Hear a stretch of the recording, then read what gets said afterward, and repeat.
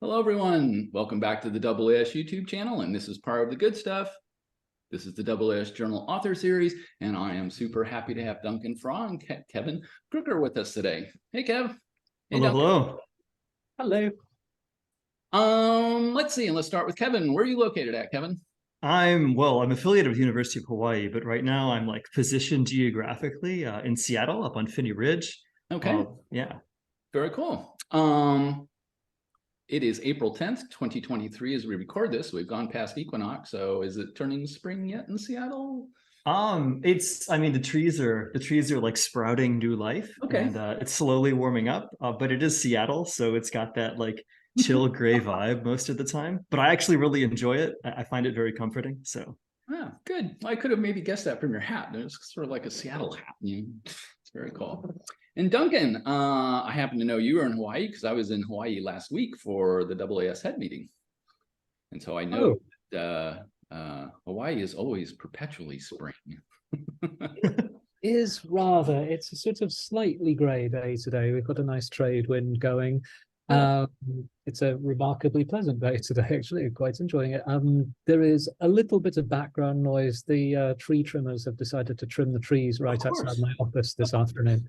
So if you hear chainsaws going, it's nothing to worry about. that's why the camera's off. It's because the chainsaw is in the background, right? Oh no, the camera's off because my laptop's camera is broken. Sadly, it's nothing so exciting as a chainsaw-related incident. Well, an astronomer with a chainsaw sounds really like an interesting video. Maybe we should do a GoPro of you or something. I don't know. It would probably get a few views, that one, yes. Very cool. And Duncan, what do you like to do for research? I'm relatively broad. I'm generally interested in observations of galaxies and how they assemble and evolve over cosmic time. I started off my graduate life studying active galaxies that were heavily obscured, so infrared luminous galaxies, and what the power source behind them was, and how those power sources might affect each other. And much like most people, I suppose, since my thesis days, I've diversified a little bit, but I'm still generally interested in the formation and assembly of galaxies over cosmic time. Very nice. Kevin, what do you like to do for research? I guess I consider myself like a very bad applied mathematician.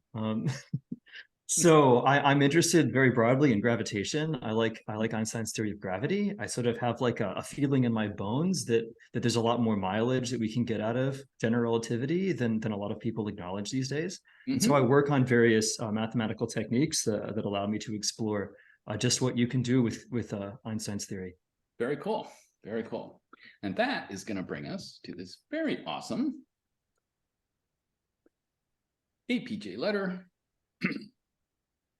It's open access, people. You can go get a copy for free. Go grab one.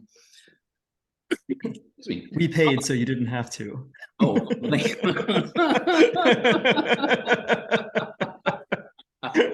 Fair enough. Fair enough. Yes, you did. Yes, you did. And now we all get to enjoy it. Observational evidence for a cosmological coupling of black holes and its implication for astrophysical source of dark energy. And Duncan and Kevin, take us away. Sure. Well, I guess I could start with giving kind of my overall motivation for this study, what kind of led me to be interested in this topic. So for a long time, I've kind of been curious just about black holes in general, as I suppose most people are. They're incredibly mysterious objects. But what has always kind of surprised me or I found intriguing is that in many scenarios, black holes are more massive than you would straightforwardly expect them to be. And for me, this really started way back in the early 2000s when the first quasars at Redshift 6 were discovered. And up to that point, I think it was debatable whether quasars at that epoch could even exist, because you need a massive black hole to make a quasar, and how do you make a massive black hole that early? That early. And yet evidence just kept on building and building that you have these 10 to the 8, 10 to the 9 solar mass black holes at redshifts between, well, 6 and I think the current record holder is 7 point something. Yeah. And that essentially requires that you assemble of order 1 billion solar masses of black hole in significantly less than 1 billion years of cosmic history. Right. And that's just a really, really hard thing to do. Mm-hmm. And then the other end of the coin, you have evidence for local galaxies, which have absolutely monstrous black holes in them, 10 to the 10 solar, 10 to the 10 solar luminosities and bigger. And then more recently, the observations by LIGO that the black holes they're finding in binary mergers tend to be kind of more massive than was perhaps initially expected. And all of these issues had their solutions, but it always struck me that the solutions were kind of challenging. You know, it wasn't an easy thing to explain. And so black holes have fascinated me for many, many years. And then I suppose, like all astronomers, the issue of dark energy is another fascinating and deeply mysterious topic, that you have this effect that is observed that the universe is doing something, but there's no apparent source term mechanism, if you like, by which this effect can be occurring. And I think this is what's provoked so many arguments over the issue of dark energy over the years. And so yeah, those two topics are things I've worked on and off on for many years. But when I came to the University of Hawaii and Kevin and I started chatting, and we, I think, realized the opportunity to do something potentially interesting, I thought, well, this is a good thing to do. And that's what, from my point of view, motivated this paper. Lovely understatement there. That was great. Very cool. Very cool. Okay. So we got some black holes and let's see. Yeah, so I guess we're scrolling down and I see you sort of moving your mouse around on the right-hand side of the column, but I think it's worth some time to spend some efforts on the left-hand side of that column. Okay. Where, because I make some statements there that I think most people might sort of, raise an eyebrow at. Okay. So particularly there's I say these solutions are significant. And so I list some examples starting with, like Faraoni and Jacques and some other sort of compact object results that I think large part of the community just isn't particularly aware of. Yeah, and I say that these solutions are significant because they show how heuristic application of Birkhoff's theorem in cosmological settings can fail in the presence of strong gravity. Okay. And so I think that sort of a lot of us have been trained from sort of very early coursework that you can sort of think of what happens inside a cosmology, sort of like the way that Las Vegas is advertised. What happens in Las Vegas stays in Las Vegas. Yeah. And it turns out that that's just not true. There's solutions that have been constructed in general relativity that sort of maximally violate this intuition.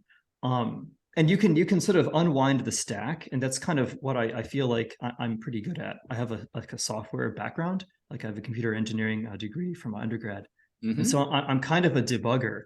And so I kind of like sort of when I see something that sort of is strange, I'll like peel back layers. Peeling it off. And I'll try to find out what's going on there. And if you peel back the layers here, you sort of find that this goes all the way back to Lemaitre, and there's this really beautiful sort of discussion of how this stuff plays out in Peebles, and not he's got two books. I think this is the earlier one, The Large Scale Structure of the Universe. Yeah, he spends like a good chunk of that book sort of going over the history of how all this stuff got started. Okay, and people initially were quite worried about how do I relate like local behaviors to global behaviors in the early days of cosmological general relativity. Guys like McVitie and McCrea were like generally concerned about this, and progress wasn't really being made until Lemaitre sort of said, well, hey, look, it seems pretty reasonable to claim that the pressure is basically zero, and if you set pressure to zero, then the models become really nice and you can do a lot with it. And so that sort of became like the de facto way to do things. And, as that, showed value and progress was made, people sort of went backwards and tried to justify why they were doing it. But at the end of the day, those justifications were really sort of post hoc. Okay. Yeah. And I think these solutions by Frodoni and Jacques, and then later, I think, do I list them here? Yeah, up here, there's, do I give Maciel, and yeah, there should be some other solutions coming up here, Guariento, other people, yeah, that have Here we go. showed that, so those are sort of a slightly different class of solution. I think we should, yes, stay up to the top ones. Okay. That you can construct these behaviors that sort of maximally violate that intuition. And the question is, okay, in astrophysical settings, like, does this has to happen? No. Could this happen? Maybe. And then it sort of becomes an observational question, like, do we see these evidence for these sorts of behaviors, in data? Yeah. And that's the sort of the thing that motivated me to reach out to Duncan and be like, hey, like, do you want to look for these sorts of things? And I tried to make the best case that I could. So You were successful. Very good. Okay. All righty. Do you want to push it on to equation 1? Okay, Duncan, do you want me to take equation 1, or that's Yeah. okay? So this relation, a lot of people have sort of thought that this looks like it comes out of nowhere, and maybe we're just doing this because we wanted to do this. There you go. Yeah, and I like to sort of point out that that's not the case. So luckily, the AAS journals were kind and have actually published about 3 or 4 papers that sort of explain exactly where this equation comes from. Right, and one So, of those yeah. was an accompanying letter to this one. Oh no, even earlier. Earlier? So starting back in 2019, Okay. I worked with a mathematician, Joel Weiner, and we sort of laid down the foundation of where this sort of relation comes from. Mhm. And there's a lot of mathematics behind it. We did some dirty tricks, sort of with inverting how you sort of think of what it means to build a cosmological model. So the usual way you sort of justify or go about doing a cosmology is you say, okay, observations look like the universe is homogeneous and isotropic at large scales. And so that means that we should have, stress energy tensor that takes a certain form. And then what does that mean for the gravitational degree of freedom? What's that mean for the metric? And it has to take a certain form. Then it's Robertson-Walker. Yes. And then you have a model and you press play. You try to fit it to data. And this approach is sort of notorious. It has this problem called the averaging or the fitting problem. Whereas at very early times, it definitely makes a lot of sense to do this because we have evidence we were in a hot Big Bang. And so having like the universe really was homogeneous and isotropic at very early times. And then as it sort of cooled down, like small deviations can be reliably described, and you can do all of that nice stuff. But what do you do at late times? When we very much definitely don't have homogeneity and isotropy at all scales. Right. And so how do we relate this actual universe that we inhabit to this idealized Robertson-Walker model at late times? Okay. And so what I did with my collaborator here, Joel Weiner, is that we sort of inverted the way that you build a cosmological model. We said, well, we don't necessarily want to assert what's in our universe because we don't know what's in our universe. We don't have control over the stress energy tensor, but we do have control over the gravitational model because we're building a gravitational model. So let's start from that. Let's assert mathematically that we have a Robertson-Walker ansatz, and let's see what the equations tell us must happen. And if you just drop that into Einstein's equations, of course, it doesn't work because the left-hand side depends only on time and the right-hand side continues to depend on position because the stress energy tensor is there. Mhm. But if you work from the Einstein-Hilbert action, that's an integral statement. And it's a much stronger statement. And it turns out that working from the action is sufficiently powerful enough to give you a Friedmann's equation where the sort of stress energy tensor that is actually in your universe is sort of digested appropriately for a homogeneous and isotropic model. Okay. And that is what gives rise to equations like number 1. Mm-hmm. Mm-hmm. And I think that's the step that a lot of people take umbrage to. A lot of people think that you have to start with Einstein's equations, like this differential statement G proportional to T is what must be started from. And what Joel and I, and actually Duncan too, a few years later showed is actually you can make these sorts of assertions very generally for classical field theories with constraints in Fourier space. Okay. And you can show that if your degree of freedom doesn't have any spatial derivatives, like the scale factor, that's a constraint in Fourier space. And it turns out that the Euler-Lagrange equations, the equations of motion that you get in that case, Yes. are not G proportional to T. You actually get just Friedmann's equations. And so it becomes a question of principle. How are you going to go about constructing your cosmology? If you start with this unconstrained degree of freedom, you're sort of stuck in the mud from the start and you don't know what to do. But if you start from the simplified ansatz and you treat it carefully, then you get something that's workable. And it has new predictions that were not sort of noted earlier. And those are the predictions that we explore here. Very cool. Very cool. Very cool. So if k equals 3 here, we're sort of eating mass as the universe expands, yeah? I wouldn't say eating mass, we're producing it. Yeah, okay. Okay. Yeah. Yeah.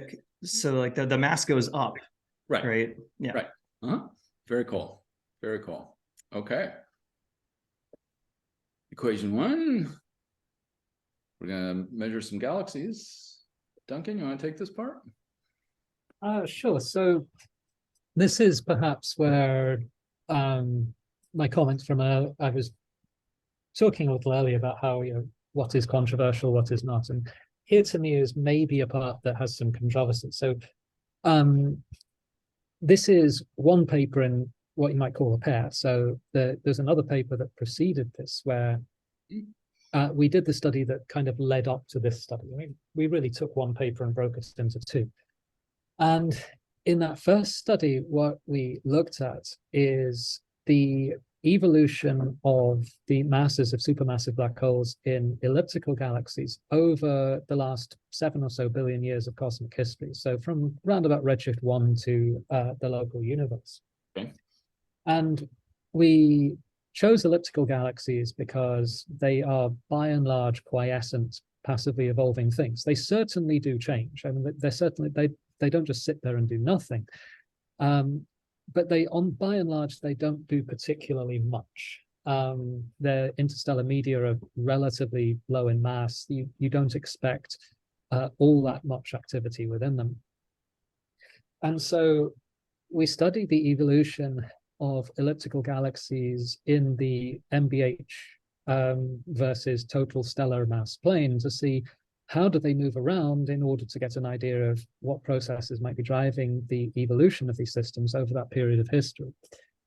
And what we found in that first paper was that their movement was consistent with a preferential increase in supermassive black hole mass. So not a it wasn't that just the black hole mass was increasing, it's that the black hole mass appeared to be increasing relative to the stellar mass by a factor of about somewhere around about an order of magnitude, maybe a bit less than that, but certainly a large factor. And then we went through all the possible, what you might call traditional explanations for this mass increase. And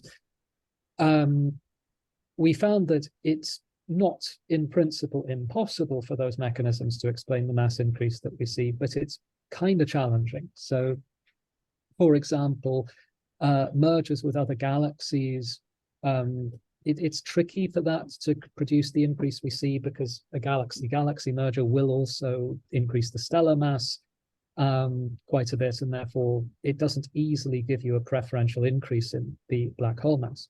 Right. Now, I will say, upfront, I do not consider the results in that first paper proven at all. I think it presents an interesting potential explanation for the result that we see, but we certainly cannot rule out traditional assembly pathways.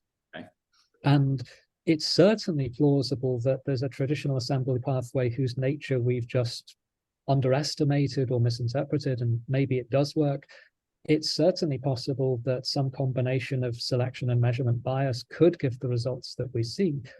But that first paper is essentially saying that based on current understanding of those pathways and those biases, it's really hard.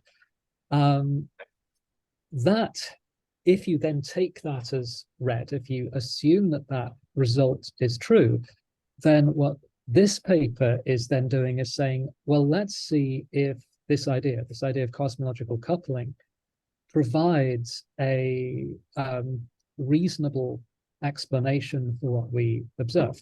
Okay. And it sounds like it's a trivial thing, right? It should just be, oh, well, you get growth according to equation 1. You don't need accretion or mergers. That should be straightforward. That can explain anything. However, there is subtlety to it, because if cosmological coupling is going to explain the mass growth that our first paper sees, then that mass growth should depend on redshift. And it should depend on redshift in a particular sort of way. So the higher redshift samples should show greater increase in black hole mass relative to locally than do the intermediate redshift samples. I'm with you. And so what we did, I'm assuming you're still in section 2.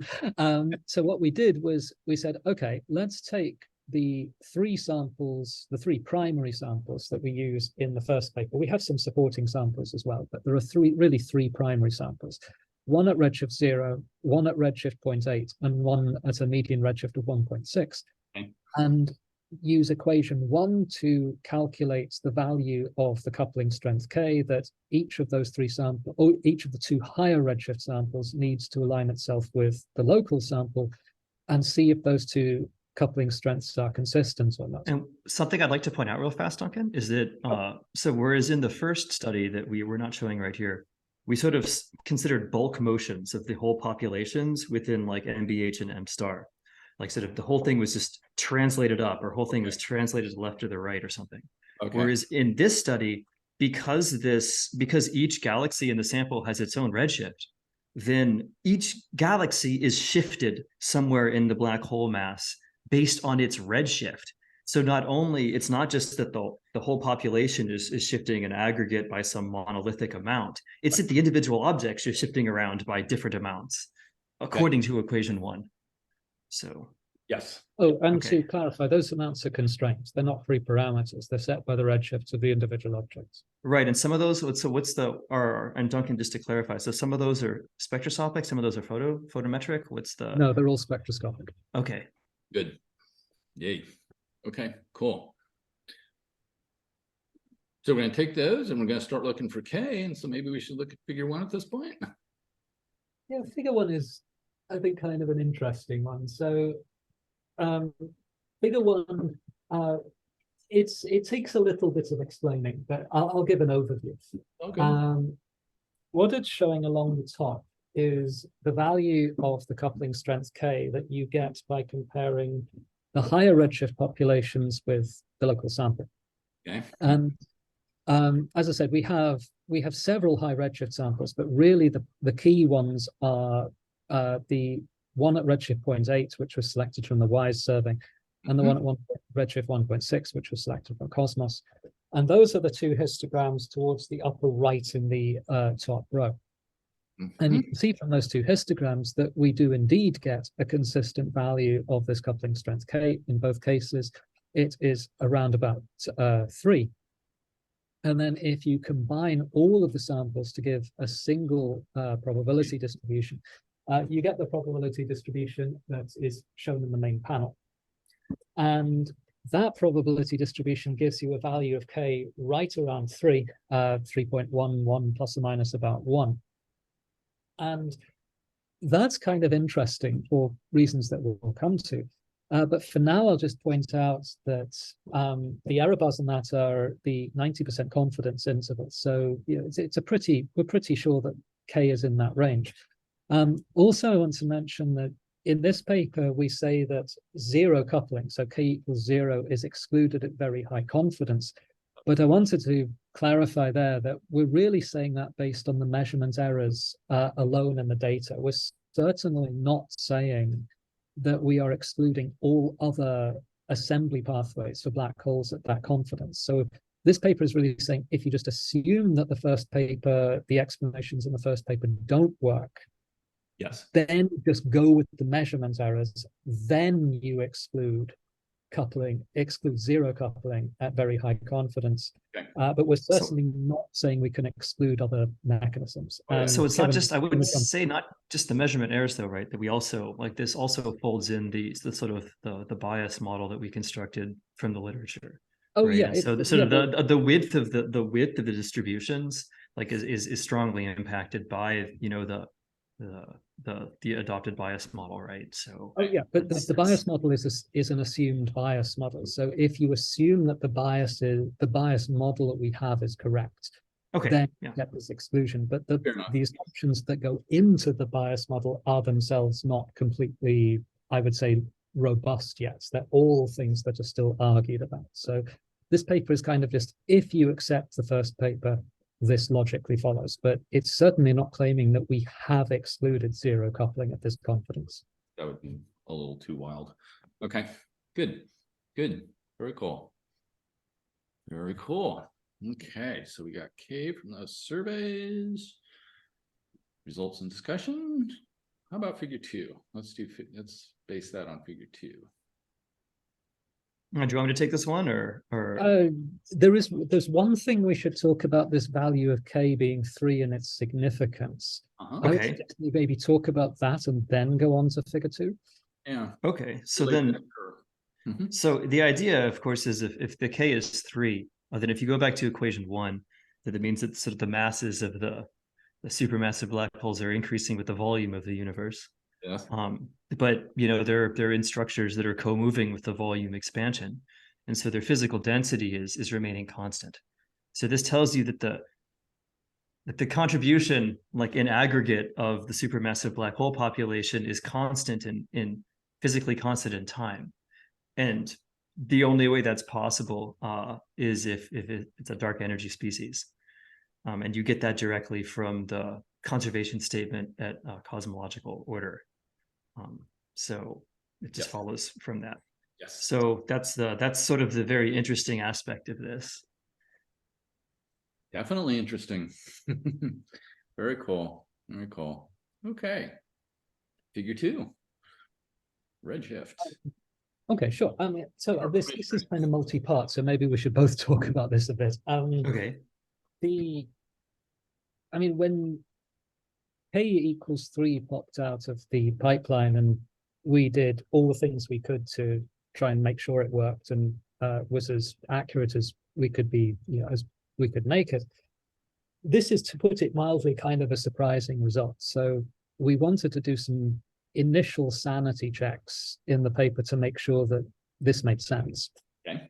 And one of those, to my mind, one of the most important sanity checks, the logic behind it would go like this, that if black holes are a dark energy species, then the most logical conclusion is that black holes constitute all of dark energy.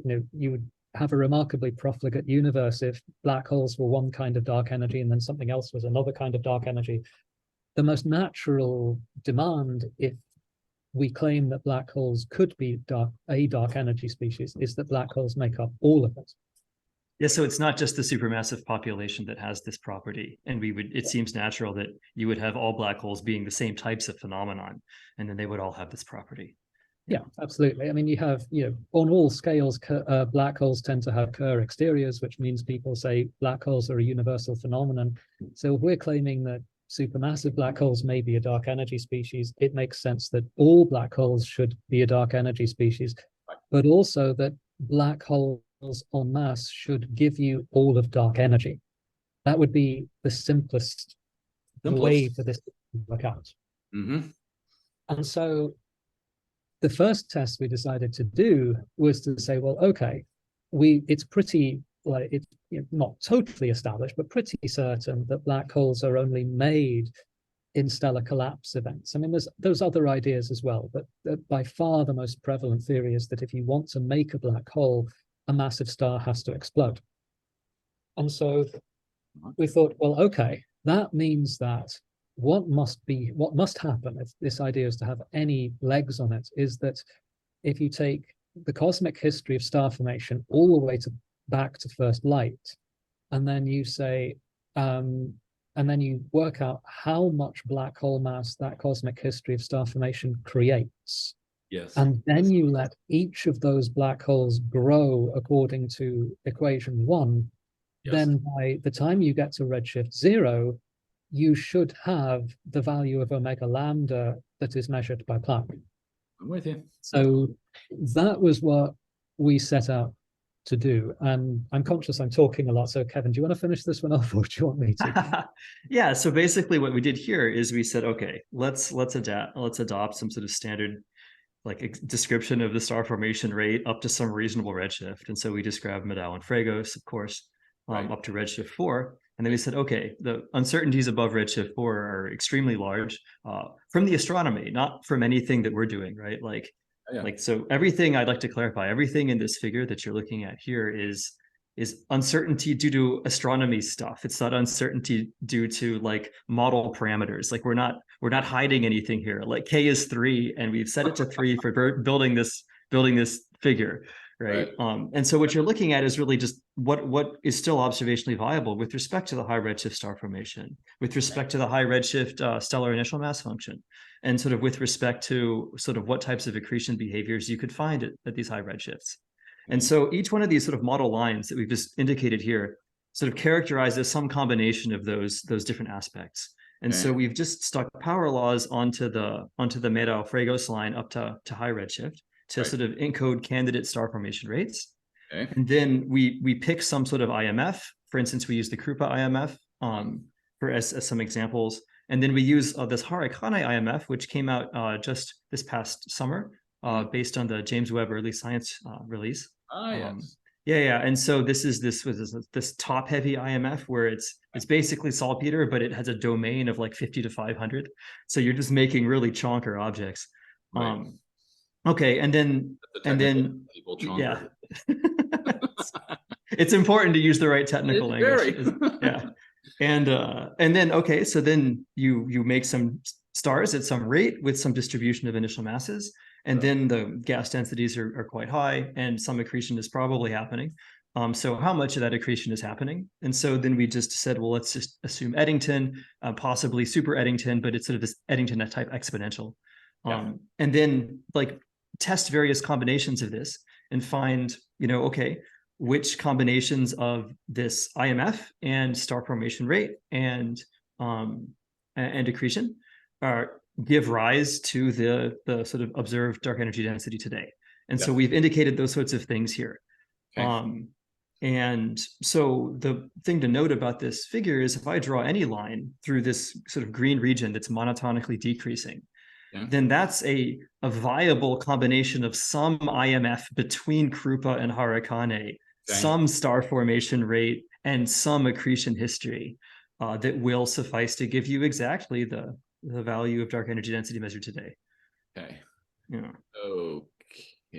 got it. So we've compressed a lot of things into this figure, and what we've compressed is basically the astronomical uncertainties at high redshift with respect to star formation, accretion, and stellar production, and that's what we're showing here.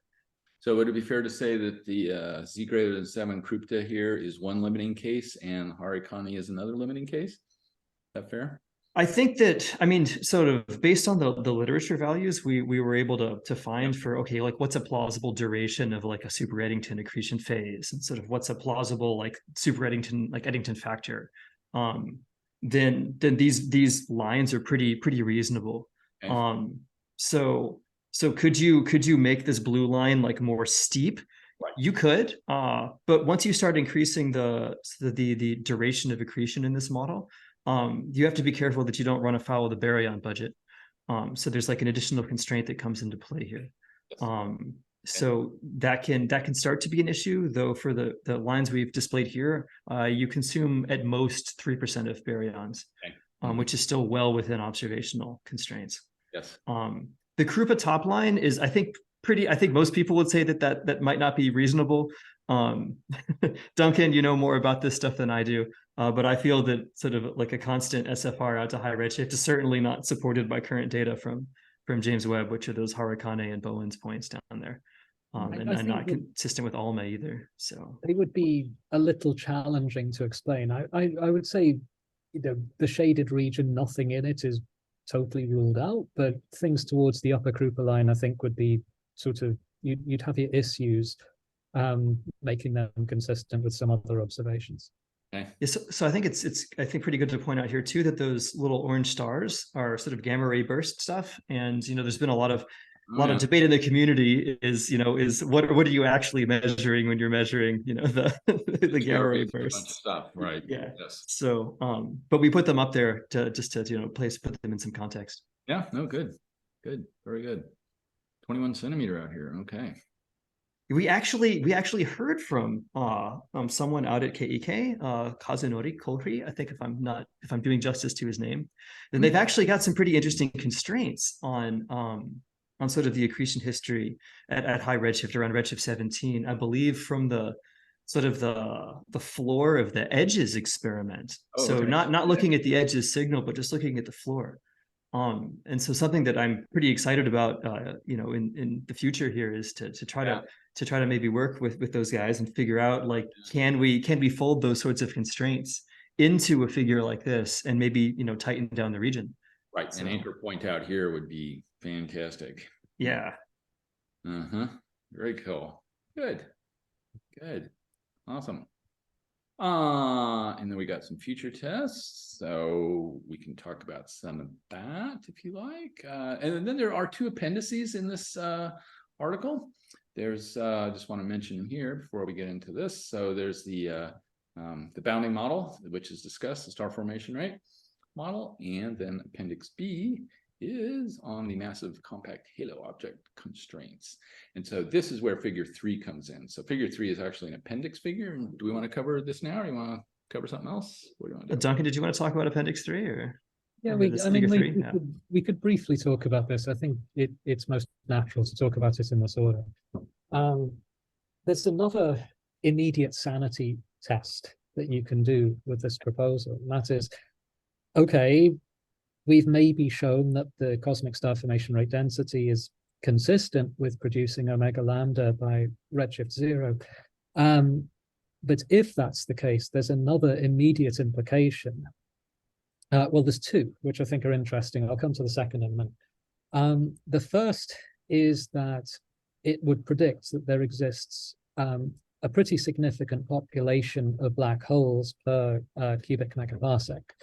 Enough that you get omega lambda in essence in black hole mass. So it's a little more subtle than that, but in essence you predict that there should be quite a few black holes out there. And the immediate question that arises from that is, well, if all these black holes are out there, then why aren't we detecting them? Why aren't they being discovered as massive compact halo objects? And so to test this, what we did was we extracted a range of representative black hole mass functions at redshift 0 from the cosmic star formation rate densities plus subsequent accretion and growth cosmological coupling, and looked at those mass functions and explored whether or not those mass functions violate constraints on machos. And I freely admit, when we started this analysis, I thought this would be the thing that might start to put a nail in the coffin or something like that.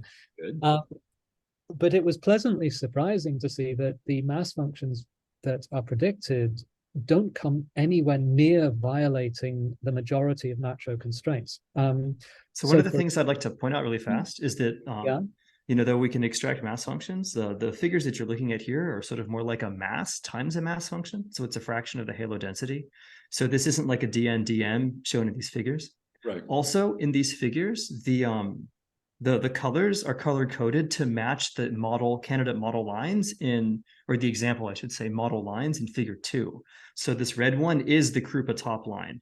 Got right? it. So it's like a detailed exploration of like, what are the underlying populations doing that give rise to this behavior? Yeah. Okay. Okay. And there's a key assumption that goes into this. Okay. And that what we've done here is we've assumed a certain distribution in space of these sort of massive POP3 black holes. And the motivation for that distribution in space takes a little bit of explanation.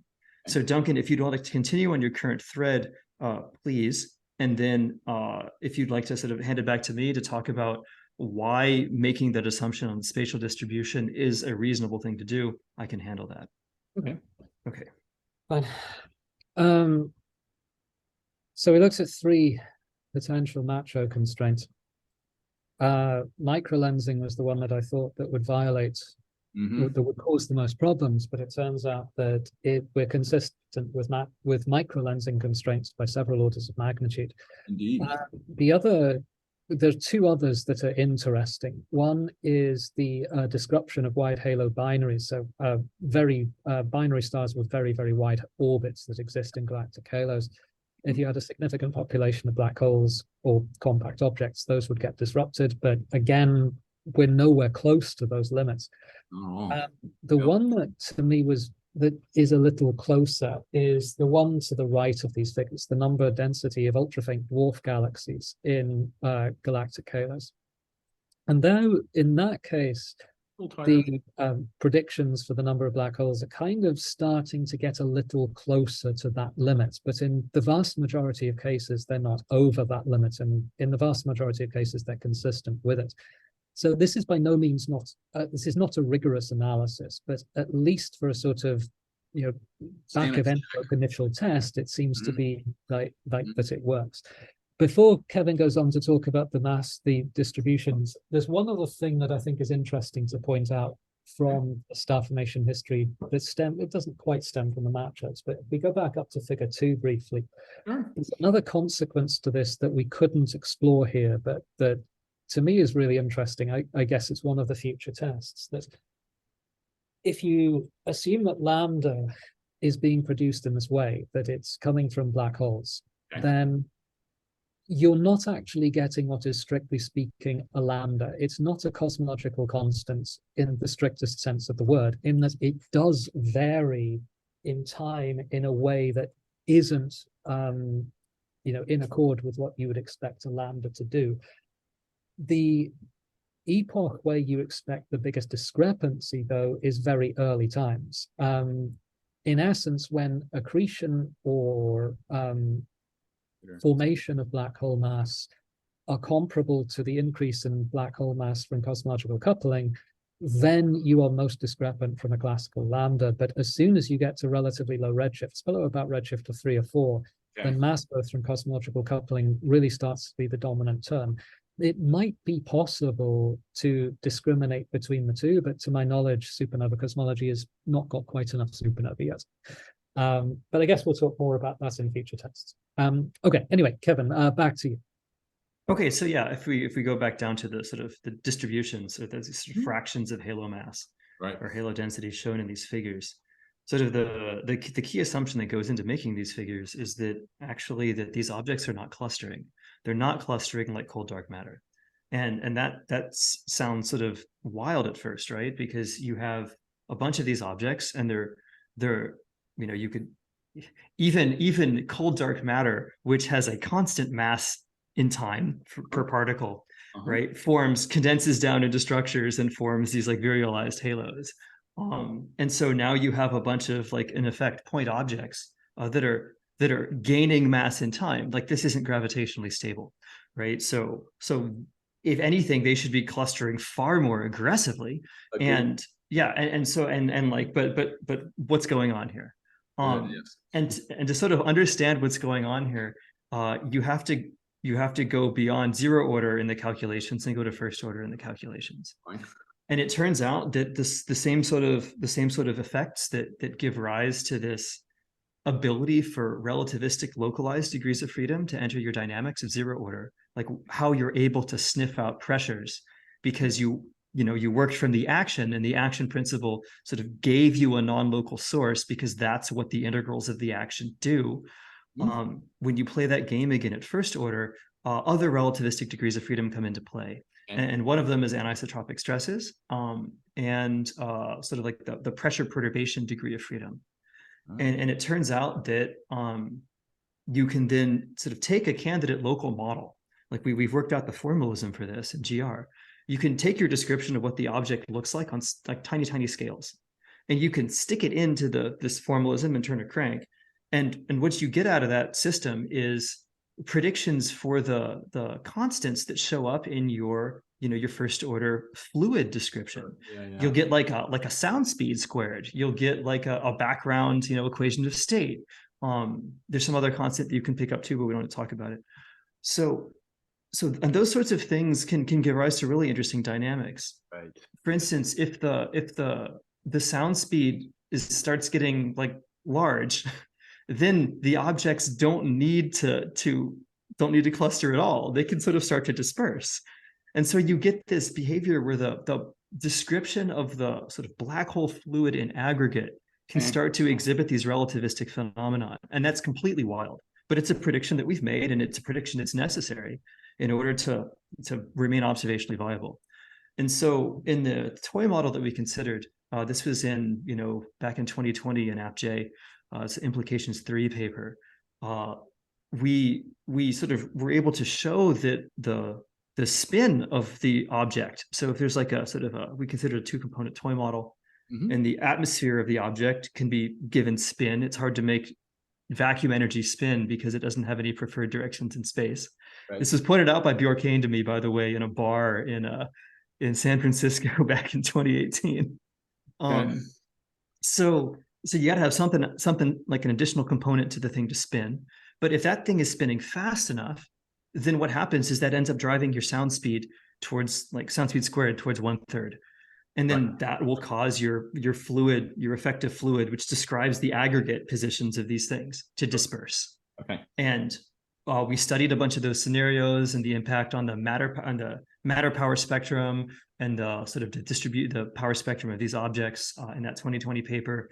And you get a bunch of interesting things out of that, like sigma 8 is a little bit lowered, right? Which is something that seems to be like showing up in the data more often these days. But otherwise, it's consistent. And so you actually expect to find most of these massive population 3 black holes sitting in voids. And they're sort of uniformly dispersed. And so that's rather hard to find observational signatures for. At least I don't do gravitational lensing. I'm not an expert in that. So if someone does have some way to sort of detect the presence of these things, like, please get a hold of us. That's great. That's sort of part and parcel of what makes this macho scenario that we're showing here a viable thing. And it also leads to CMB signatures too, which is another future test. Duncan, what do you want to do? We could go on to future tests, but I don't know, Frank, where do you want to go from here? Yeah. We can either cover the future now, or we can move out and do a 3-person mode and have a sort of a little more open discussion on that. Whatever you like to do. Maybe the open discussion is good then, because that's the future. Okay. Future tests. Good. Very good. Okay. In that case, I want to say, Duncan and Kevin, thank you so much for walking us through your very lovely letter. And I do want to remind people there's a companion article letter to this one as well. So you should check that out. So thank you very much. Appreciate it. Our pleasure. Absolutely. Yeah, it was. And we do want to end on a happy future note. And that's sort of what the end of the article is about. And so we'll talk about it here. And so where do we go from here, given this surprising development? Let's call it that. Are there additional theoretical calculations to be done? Or is yes. there are additional observations in the pipeline? I heard just 3 surveys, but what if we had 5? What happens when, let's say, LSST or Roman turns on or something along those lines? So where do we go with this over the next couple of years? Duncan, you want to take this first? Yeah. Duncan, we'll start with you. Where do we go? I think I think to me, what makes this a nice thing to work on is that there are lots of future tests that can confirm or refute the idea. Good. And I think more generally address the issue of how we take theoretical ideas and understand how they map onto reality. I'll describe a couple of what I think are the most interesting or useful observational things to do. So to me, probably the most powerful near future test is to examine anisotropies in the cosmic microwave background. In particular, there has now for quite a number of years been known that there exists an anomaly in the cosmic microwave background at very low L. It's around about L of 5. And that anomaly has proved difficult to explain. And we're still working on this. So we don't have any results to show, I'm afraid. But well, the anomalies in the low L's are definitely been sort of they've been they've been characterized pretty well. But sort of our impacts on what can happen there, we're definitely that's what I was getting. Okay, that's what I was getting. So I think that in the near future is probably the most interesting test, to see if cosmological growth of black holes can give you an imprint on the CMB that's consistent with this anomalous signature at low L values. I think that if it turns out that it does, I think that would considerably strengthen the evidence for the idea and really make it something that should be seriously considered by the whole community. And if it doesn't, then, well, maybe we'll all go and work on something else. But to me, what makes that interesting is it's a test on completely different spatial and temporal scales than the ones we've considered so far. Right. And therefore, I think that will provide strong evidence for or against the idea. Another one that I'll mention is that it goes back to the first of the two papers that we published, the paper that looks at the preferential growth of black hole mass in elliptical galaxies. That paper was, to put it diplomatically, kind of challenging to write, because we had to compare different methods of measuring black hole mass across a wide range in redshift, different methods of measuring stellar mass across a wide range of redshift. Yep. We had to develop techniques to look at individual shifts in both stellar mass and black hole mass across these samples and how to compare them. And it really, I think, brought home to all of us that these are very challenging things to do, that measuring a black hole mass at any epoch still remains very difficult with many sources of uncertainty and is something that is just observationally very hard. And the same goes with stellar mass. You'd think measuring the stellar mass of a galaxy is a straightforward thing to do, but it really isn't, especially if you want to get accuracy to within a factor of 2 or 3. Which for this kind of a study you need to. And so to me, a very important, it sounds kind of almost dull to some people, but to me a phenomenally important thing to do over the next few years is to continue to make and refine measurements of black hole mass and stellar mass in galaxies, not just to confirm or refute this idea, but as an essential tool towards understanding how galaxies assemble and evolve across cosmic history. I think our first paper, one of the sort of take-home messages for me at least, is that these things really still need to be worked on as an essential tool for all of these studies. There are several other tests, but Kevin, you can go from here. So I guess maybe I would sort of jump on the theoretical aspects. Is there more theoretical work to do? Yeah, absolutely.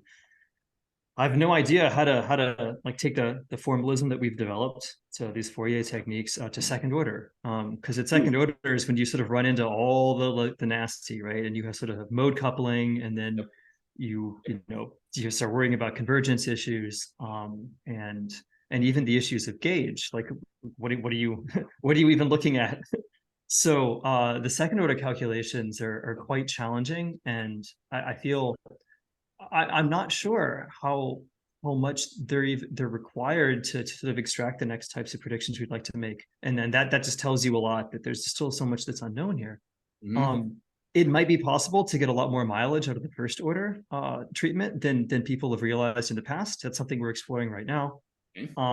Sort of, what kind of weak field cosmological background predictions can you make on small scales, and are those robust in some way, more than people would have expected them to be, now that we have this sort of way to sort of digest an unapproximated stress tensor into effective degrees of freedom. Maybe that can get us further. Very cool. So one of the really interesting things is that this is not just an effect that's stuck to black holes. The idea is that the black holes that we've sort of found this evidence for are of this non-singular horizon-free variety. These sort of gravitational condensates like Mazar and Mottola, these like blobs of dark energy, right? And that's like relativistically stressed material. And so the equation 1 is not restricted to only black holes. It's something that follows for all relativistically stressed material. And so you'd expect to be able to see effects like this in, say, the neutron star population. Yeah. The thing is that neutron stars, though, have positive pressure, not negative pressure on the inside. And so the effect looks like a mass loss in time, like a redshift. And the relativisticness of the neutron star is much less than that of one of these like p equals negative rho, objects. And so the effect is much smaller.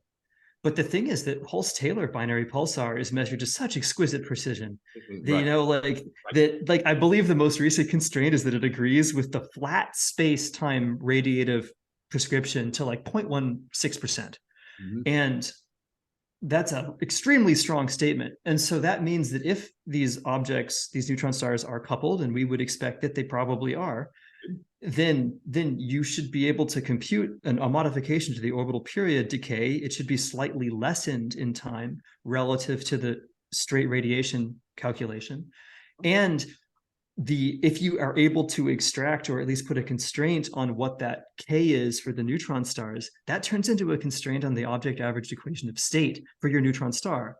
And so we have constraints on that from, say, the, what is it, GW 170817, or I forget the numbers, but the kilonova event, right? Because you have the tidal deformation constraints there. And next generation observatories are going to be able to really tease those things out and measure that to high precision, which will then tell you what's going on with the nuclear equation of state inside the object. And those things have to work. They have to line up, right? And so that's another calculation that we need to do. And in order to do that calculation correctly, to take the things that Damour did in 92 and make sure that we've really crossed our T's and dotted our I's, we have to have a really solid connection from Einstein's equations to particle dynamics that are cosmologically coupled. And we've taken some first steps in this with a paper we put out, I think, in 2020, an AppJ, the sort of implications 2 paper, where we compute this sort of adiabatic limit, where we just let the masses vary cosmologically, and then within sort of the usual Peters framework. But is that correct? Is that what really needs to be happening here? We don't know. And so sort of reconciling these two different pictures and making sense of that is still very much open work. And that's definitely what I'm focusing on from this point forward after we get CMB worked out. Nice. Very cool. Very cool. That is awesome. Well, I really look forward to seeing this topic develop, and I'm sure it will. I think it's got some momentum all by itself, both observationally and theoretically. So it's gaining mass, but very slowly. K is not 3 yet, but it's climbing. It's climbing. But I think the most I think one of the things that appeals to me, this is a new idea. I mean, it might not be new to you, but I think as far as getting it out there in the community, it's new, and it certainly shook things up a little bit. And so there'll be a lot of action in this over the next couple of years. It'll be great. It's great. Very cool. Duncan, Kevin, thank you so much once again. Thank you, Frank. It was a pleasure to hang out with you today and get to share aspects of our work with you. Thank you. It's always good to hear from the authors. Just saying. Is there any way that we can get feedback? Can people just leave YouTube comments and we can sort of respond to them, or how does this work? No, so we actually the AAS turns off comments on videos, because very quickly somebody will be making something in a political realm, or it'll just go off topic immediately. And so unless you're willing to invest in moderating your YouTube channel, it's not worth the noise you'll get. So but people have your email addresses in the actual article, and you can always email them, people. Yeah, please email us, reach out to us. I like to respond, and I'd love to hear from you. Cool. All right. And that'll do, everyone. And I hope this made your astronomy day a whole lot better, and we will see you on the next one. Bye-bye. Bye-bye.